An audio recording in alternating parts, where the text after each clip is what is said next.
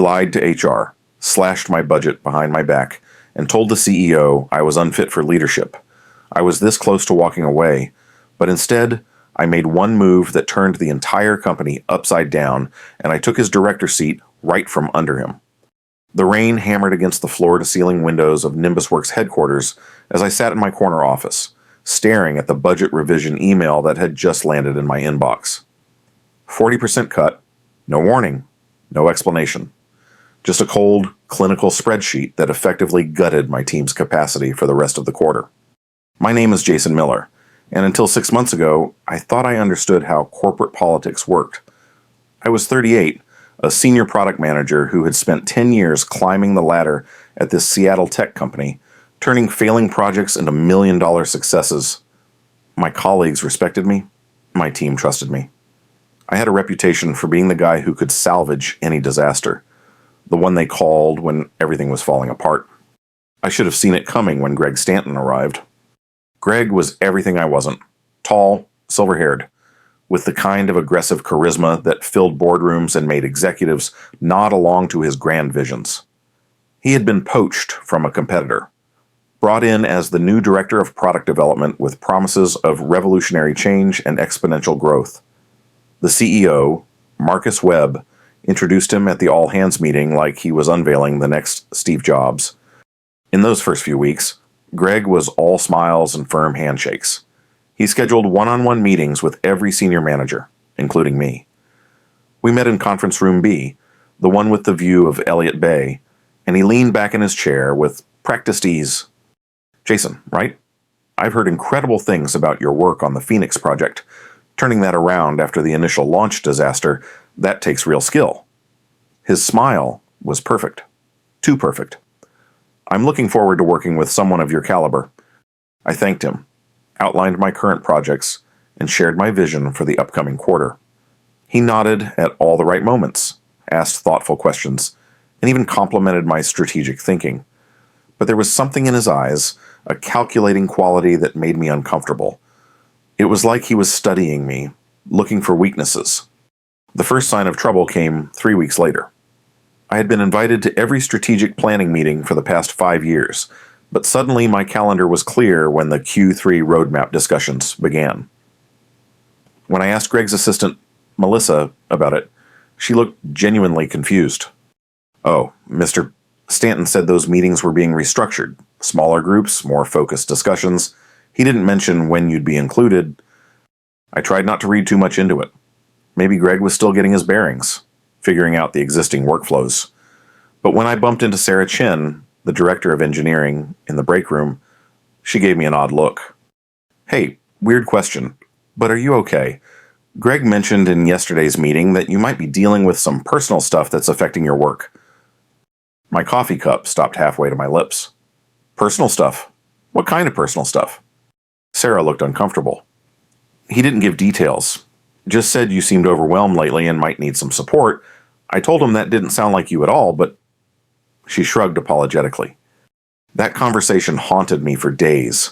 I reviewed every interaction I'd had with Greg, every email, every brief hallway exchange.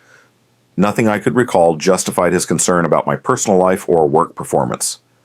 I was hitting all my targets. My team was performing exceptionally, and I hadn't missed a single deadline. The performance review meeting in October was when everything crystallized. Greg had scheduled it for a Friday afternoon, just the two of us in his spacious corner office. He had printed copies of my review, which should have been my first warning sign. Reviews were typically handled digitally through the company's HR platform. "Jason, I want to start by saying I appreciate your dedication to NimbusWorks," he began, sliding the packet across his desk. "But I have some concerns about your leadership approach and strategic thinking." I opened the folder, and my heart sank. The ratings were across the board mediocre. Categories where I had consistently scored exceeds expectations were now marked as meets expectations or even needs improvement. The written comments were even worse. "Shows resistance to new methodologies and collaborative decision-making. Tends to operate in silos, limiting cross-team integration. May lack the adaptability required for senior leadership roles." None of it was true. I had been collaborating across departments for years. I was known for my willingness to embrace new approaches, and my track record spoke for itself. But there it was, in black and white, signed by Greg, and ready to go into my permanent file. I don't understand, I said, trying to keep my voice level. These assessments don't align with any feedback I've received before, or with the actual results my team has delivered. Greg leaned forward with what I now recognize as practiced concern. Jason, I know this might be hard to hear, but sometimes we develop blind spots about our own performance. The transition to my leadership style has highlighted some areas where you might need to grow. Can you give me specific examples? Because the Phoenix project I led increased revenue by 32%, and the customer retention initiative I spearheaded improved our metrics by... Those were team efforts, Greg interrupted smoothly. And while your contributions were valuable, I think you might be overestimating your individual impact. That's actually part of what I mean about self-awareness. The meeting continued for another 20 minutes, with Greg systematically dismantling every achievement I tried to cite. By the end, I felt like I was questioning my own competence. That was his genius. I realize now, he didn't just attack my reputation with others, he made me doubt myself. The budget cut email came 2 weeks later, followed by the reassignment of 3 of my best team members to other projects. When I tried to schedule a meeting with Greg to discuss it, Melissa told me he was completely booked for the foreseeable future. My requests for explanation went unanswered, and my attempts to escalate to HR were met with polite deferrals. "We're sure you and Mr. Stanton can work this out directly," said Jennifer Walsh from HR. "He's spoken very highly of your potential for growth during this transition period." Meanwhile, the whispers started. I would walk into the break room and conversations would stop. Colleagues who used to seek out my input on their projects began going directly to Greg instead. My own team members started looking at me with a mixture of confusion and concern, unsure why their previously successful manager was suddenly being marginalized. The final blow came in early December. I was working late, trying to figure out how to deliver on my Q4 commitments with a skeleton crew and no budget, when I overheard a conversation from the conference room next to my office. The door was slightly ajar, and I recognized Greg's voice immediately. "Look, Marcus, I know Jason has been with the company for a long time, but that might actually be part of the problem. He's become too comfortable, too set in his ways. The industry is evolving faster than ever, and we need leaders who can adapt." "I've always found Jason to be quite adaptable," came the CEO's voice. "His results have been consistently strong." "That's just it, though. Have they been? When you really dig into the numbers, a lot of those successes were team efforts that he's taking credit for. And lately, there have been some concerning signs, missing deadlines, resistance to feedback, some interpersonal issues with his team."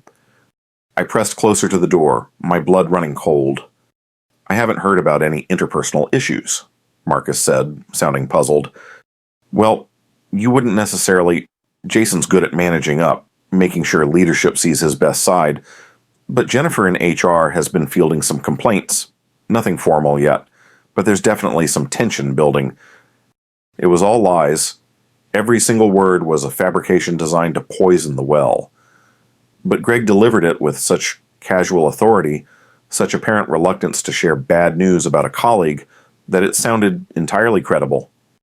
"What do you recommend?" Marcus asked. "I think we need to start preparing for a transition. Maybe move Jason to a more individual contributor role, bring in someone new for the senior management position.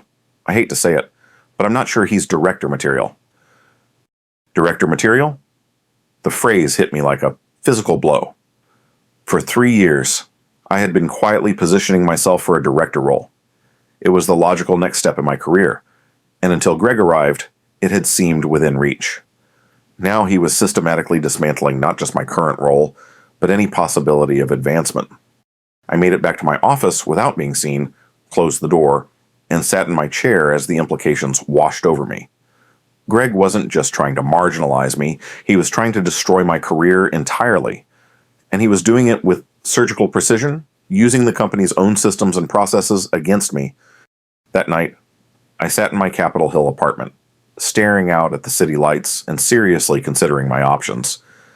I could quit, of course, take my experience and reputation to another company, start fresh somewhere that didn't know Greg's version of my story, it would be the safe play, the dignified exit. But something about that felt like surrender, like letting Greg win not just this battle, but the entire war. He had targeted me specifically, systematically, and personally. This wasn't about business strategy or performance management. This was about eliminating a perceived threat, and I was damned if I was going to make it easy for him. The turning point came 3 days later, in the most unlikely of places, the elevator. I was heading up to the 15th floor for what I assumed would be another day of fighting uphill battles when the elevator stopped on 12 and Elena Ruiz stepped in.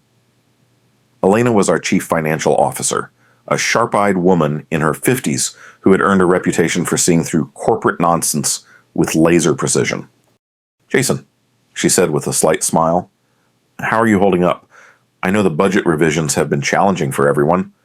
"Managing," I replied diplomatically, though I have to admit, the timing was unexpected.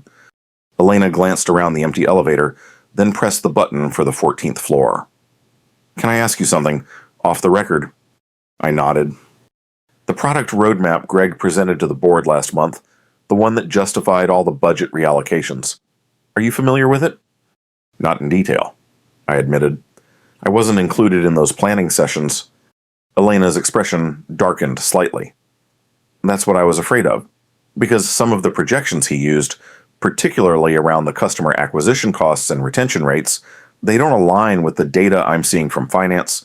In fact, they're optimistic to the point of being unrealistic." The elevator dinged at the 14th floor, but Elena made no move to get out. "The thing is," she continued, "Greg attributed much of this strategy to collaborative work with your team. Said it was based on your market analysis and customer feedback research." My stomach dropped. "Elena, I've had almost no input on any strategic initiatives since Greg arrived. Whatever analysis he's citing, it didn't come from me or my team." She studied my face for a long moment, then nodded slowly. "That's what I suspected, Jason. I think we need to have a longer conversation. Are you free for coffee after work today?" That coffee meeting changed everything. Elena had been quietly tracking discrepancies between Greg's presentations and the actual financial data for weeks. It turned out that his budget reallocations weren't just about marginalizing me. They were part of a larger pattern of questionable decision-making that was starting to impact the company's bottom line. He moved $600,000 from established, profitable product lines to fund his new initiative. Elena explained, pulling up spreadsheets on her laptop.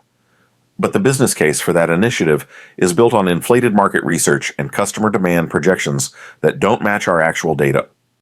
So what happens when the board realizes the numbers don't add up?" "That's the clever part," Elena said grimly. "He's structured it so that any failures can be blamed on execution issues with the existing team.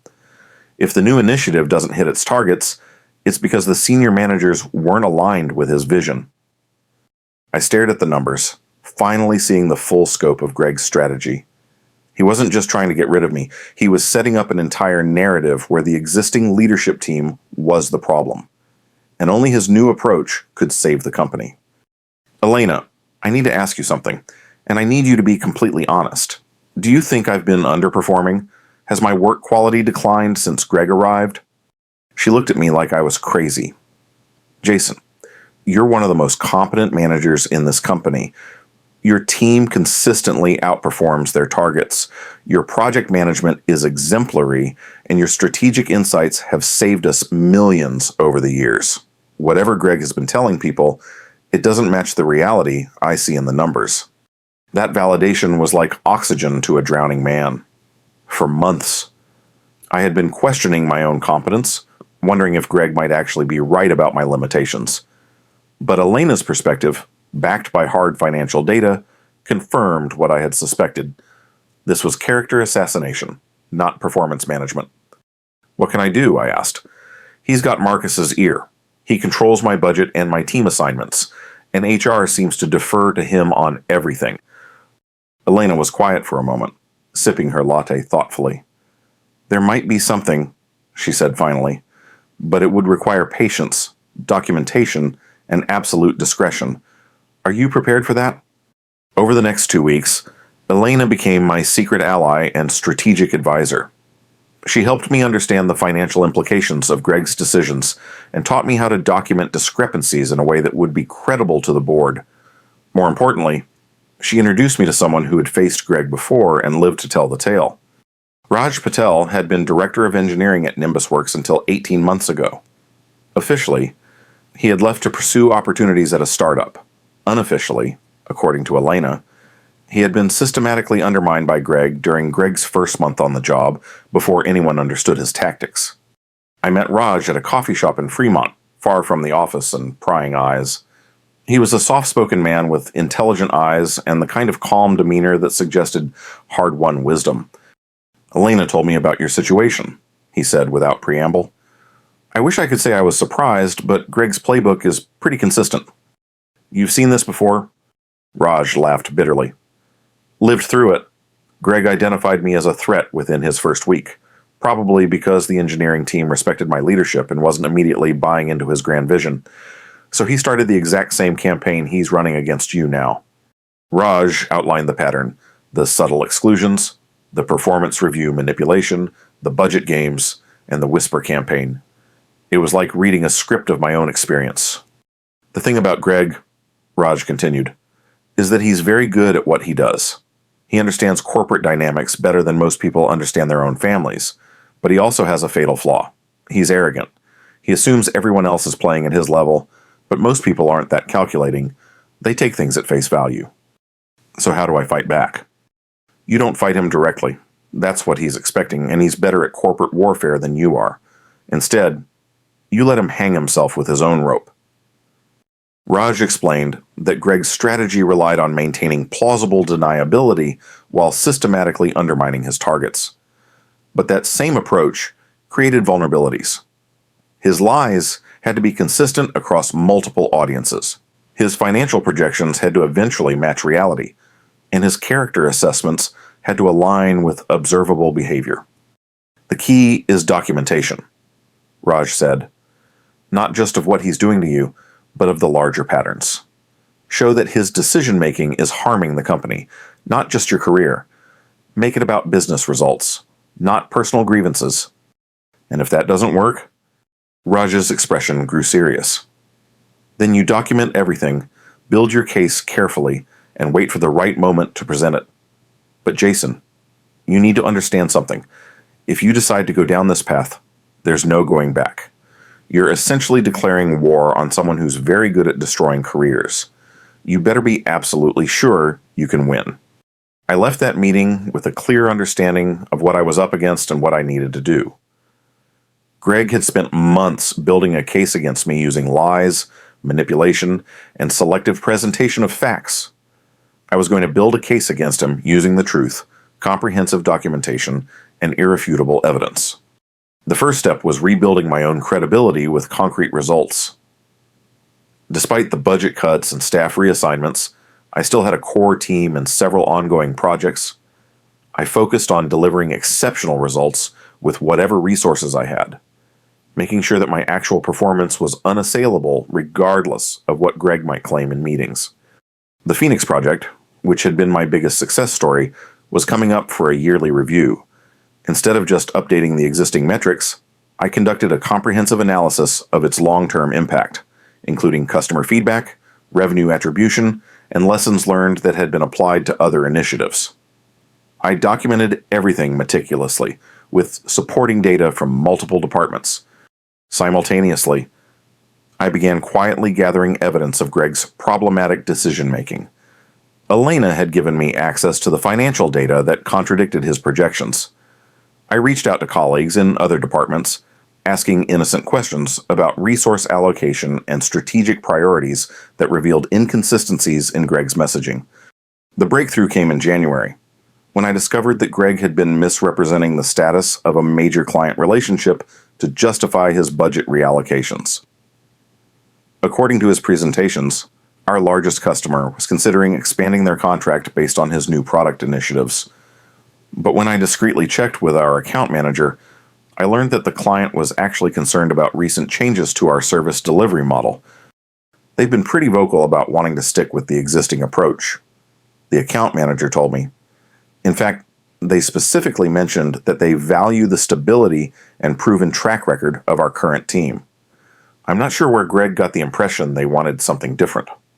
This was the smoking gun Elena and Raj had told me to look for. Greg wasn't just mismanaging, he was actively misrepresenting crucial business relationships to support his agenda. But I needed more than just one example if I was going to challenge someone with his political skills. Over the next month, I quietly built a comprehensive dossier. I documented every instance where Greg's public statements contradicted verifiable facts. I tracked the financial impact of his resource reallocations, showing how they had actually decreased productivity in several key areas. Most importantly, I gathered testimonials from team members and colleagues who had been affected by his management approach. The pattern that emerged was damning. Greg wasn't just targeting me. He was systematically disrupting the entire department in pursuit of his own vision. Regardless of the impact on actual business results, his budget cuts weren't strategic. They were punitive. His staff reassignments weren't optimizations. They were power plays. But I still needed the right forum to present this information. Greg controlled the narrative in most company meetings, and going directly to Marcus seemed like a sure way to trigger defensive reactions. I needed a setting where facts mattered more than politics, where Greg's charm and presentation skills would be less effective. The opportunity came in February, when the board scheduled its quarterly review meeting. These sessions were focused on financial performance and strategic assessment, with presentations from department heads and detailed analysis of key metrics. More importantly, they included external board members who weren't part of the day-to-day corporate culture and might be more objective about performance data. Elena confirmed that I could request time on the agenda to present a strategic analysis, particularly if it related to product development and revenue generation. It was unusual for a senior manager to present directly to the board, but not unprecedented, especially if the presentation addressed significant business concerns. I spent 3 weeks crafting my presentation. It wasn't about Greg directly, it was about strategic inconsistencies in our product development approach and their impact on financial performance. I presented the data objectively, letting the facts speak for themselves while carefully avoiding personal attacks or accusations. The presentation covered 3 main areas: market analysis that contradicted recent strategic assumptions, financial impact of recent resource reallocations, and customer feedback that suggested different priorities than our current roadmap reflected. Each section was meticulously documented, with supporting data from multiple sources and clear attribution of claims. At the end, I presented an alternative strategic framework based on data-driven analysis rather than theoretical projections. It was essentially a roadmap for refocusing on proven strengths while carefully scaling new initiatives, rather than dramatically shifting resources based on unvalidated assumptions. Elena helped me rehearse the presentation until I could deliver it flawlessly, anticipating questions and preparing responses that stayed focused on business impact rather than personal conflicts. Raj reviewed my materials and confirmed that I had built a compelling case without exposing myself to accusations of insubordination or personal vendetta. The morning of the board meeting, I arrived early and set up my materials in the conference room. Other department heads filtered in, along with several external board members I recognized but had rarely interacted with. Marcus took his usual seat at the head of the table, and Greg positioned himself prominently among the senior staff. When my turn came, I stood up and began my presentation with complete composure. I had been preparing for this moment for months, and every slide, every data point, every conclusion was backed by irrefutable evidence. Good morning. I'd like to present some analysis that I believe has significant implications for our strategic direction and financial performance. I walked through the market data first, showing how customer preferences and competitive dynamics differed from recent assumptions used in strategic planning. Several board members took notes, and I could see them comparing my numbers to documents they had received previously. Next, I presented the financial analysis Elena had helped me prepare. I showed how recent resource reallocations had actually decreased productivity and revenue generation in key areas. Despite theoretical projections to the contrary, the numbers were stark and undeniable. Finally, I shared customer feedback that had been consistently overlooked in recent strategic discussions. Our clients valued stability, proven results, and incremental innovation over dramatic changes to service delivery. This feedback directly contradicted the rationale for several major initiatives that had been funded through budget cuts to established programs. Throughout my presentation, I maintained a professional, analytical tone. I presented problems and solutions, not accusations and blame, but the implications were clear to anyone paying attention.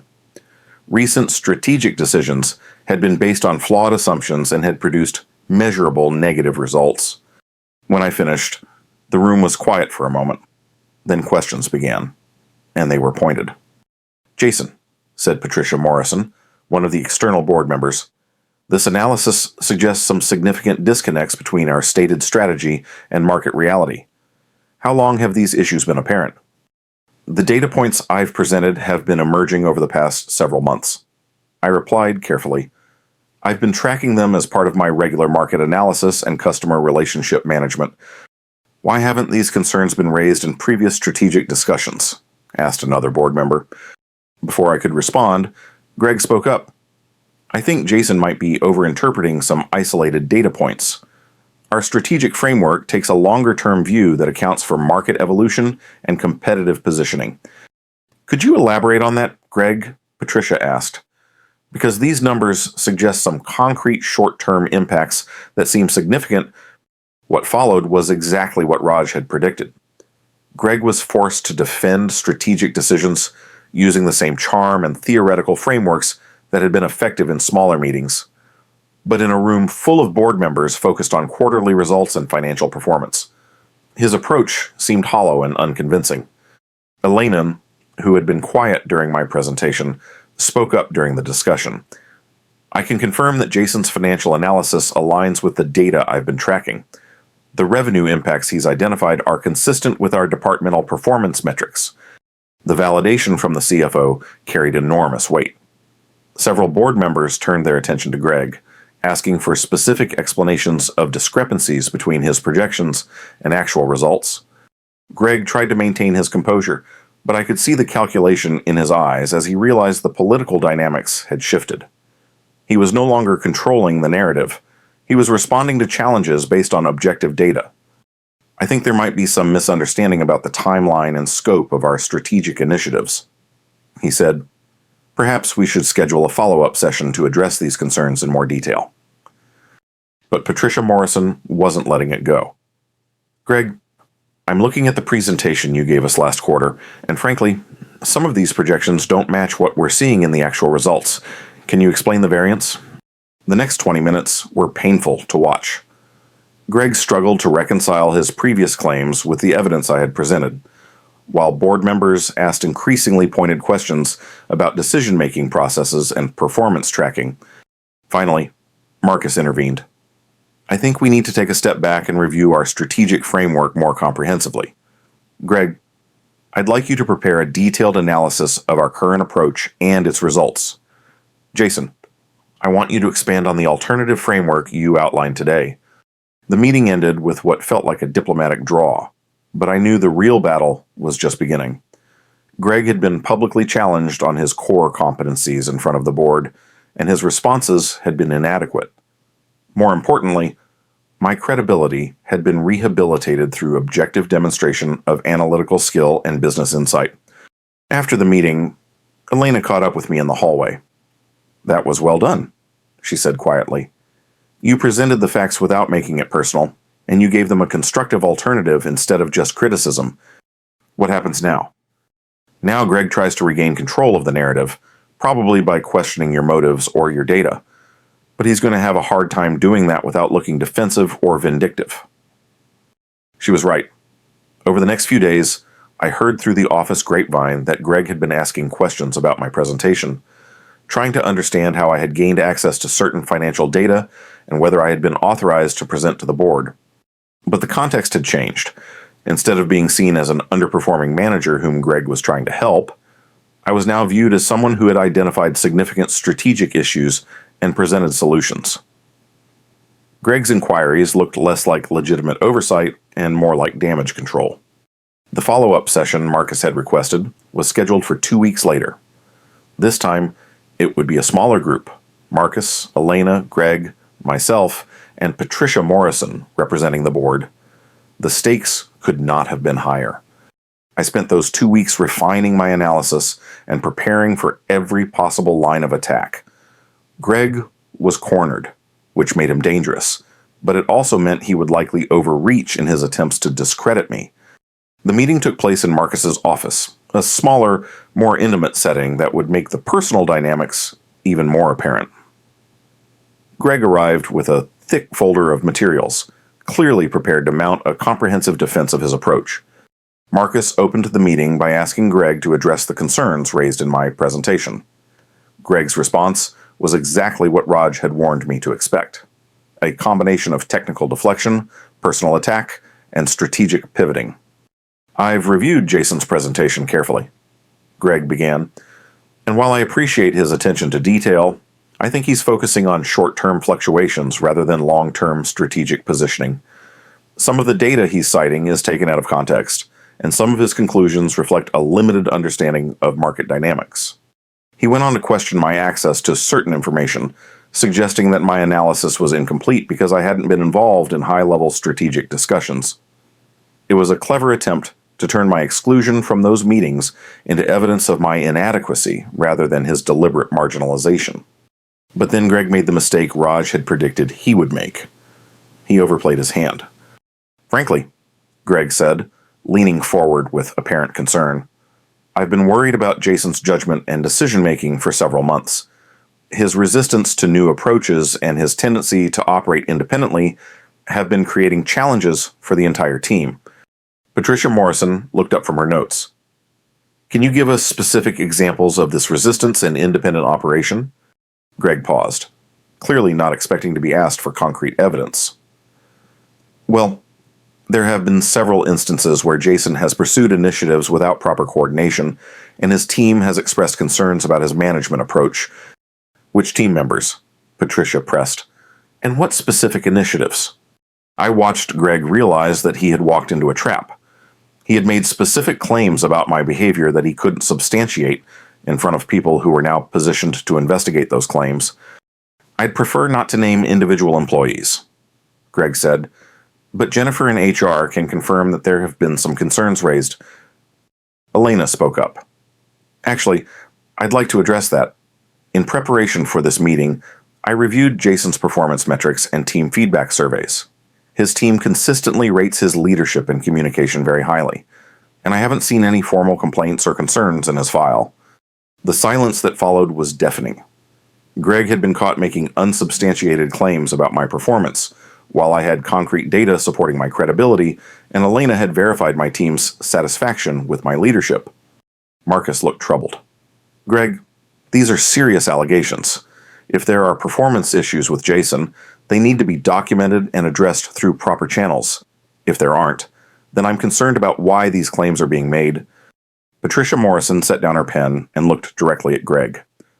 "I'm also concerned about the strategic issues Jason raised. His analysis suggests that some recent decisions have had measurable negative impacts on revenue and customer satisfaction. How do you account for that?" What followed was the most professionally satisfying 20 minutes of my career. Greg attempted to defend strategic decisions that were clearly flawed, while making personal attacks that he couldn't support with evidence. Meanwhile, I responded to questions with detailed analysis and specific data, demonstrating exactly the kind of strategic thinking and business acumen that the company needed. By the end of the meeting, the power dynamic had completely reversed.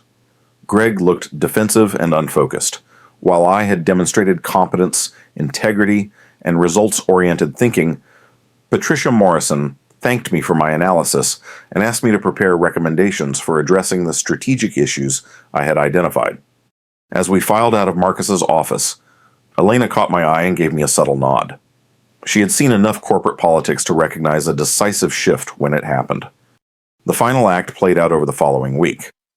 Marcus scheduled individual meetings with team members to investigate Greg's claims about my management approach. What he discovered was that Greg had been misrepresenting not just my performance, but the entire departmental dynamic. Several employees confirmed that they had been excluded from projects and meetings after expressing support for approaches I had recommended. Others revealed that Greg had made disparaging comments about my leadership while pressuring them to distance themselves from my initiatives. Most damaging was the revelation that Greg had been taking credit for successful projects that had been primarily my work, while attributing failures to inadequate execution by my team. The pattern of behavior was so consistent and well documented that it painted a clear picture of deliberate sabotage rather than performance management.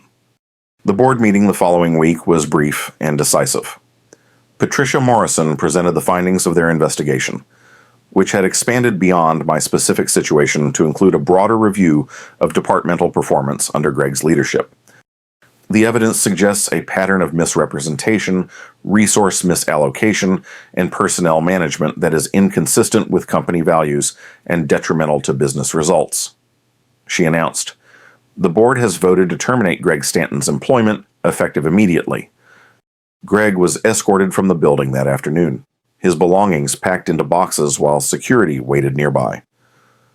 I watched from my office window as he walked to his car. No longer the confident director who had tried to destroy my career, but just another executive who had overplayed his hand and lost. Marcus called me into his office an hour later. "Jason, I owe you an apology. I should have investigated these issues sooner, and I should have been more attentive to the warning signs." "I appreciate that. Marcus, what's important now is moving forward constructively." He nodded, then leaned back in his chair. "The board would like to offer you the Director of Product Development position, effective immediately. Your analysis and leadership during this situation have demonstrated exactly the kind of strategic thinking we need." I accepted the position, but not for the reasons Greg might have expected. It wasn't about revenge or personal vindication. It was about the opportunity to implement the strategic framework I had developed, to support the team members who had been marginalized, and to restore the collaborative, results-oriented culture that had made Nimbus Work successful in the first place. My first week as director was spent meeting with every team member individually, understanding the damage that had been done, and beginning the process of rebuilding trust and morale. I brought back several employees who had been reassigned to less suitable roles, restored funding to projects that had been arbitrarily cut, and implemented a transparent performance review system based on objective metrics rather than subjective assessments. 3 months later, our department had exceeded its quarterly targets by 18%. Customer satisfaction scores had improved significantly, and team engagement surveys showed the highest levels in company history. The strategic framework I had presented to the board was working exactly as I had projected. But the most satisfying moment came during my first board presentation as director.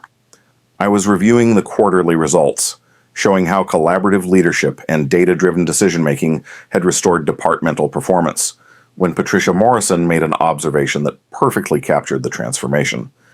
"Jason, it's remarkable how quickly these metrics improved once the management approach changed.